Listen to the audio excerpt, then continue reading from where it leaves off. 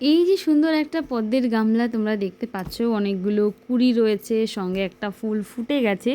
কেমন লাগছে তোমাদের? আমাকে কিন্তু কমেন্ট করে অবশ্যই জানিও। আর এটা আমার প্রোফাইল, তোমাদের ভিডিওগুলো ভালো লাগলে প্রোফাইলটা একটু ফলো করে নিও।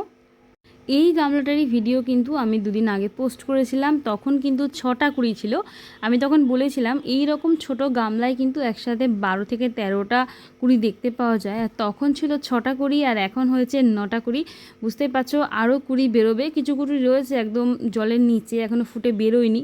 তো সেগুলো ফুটলে অবভিয়াসলি আমি আবার ভিডিও পোস্ট করব। তো এই গামলায় সব কটা ফুল ফুটলে দেখতে কেমন লাগবে তোমরা বুঝতেই পারছো।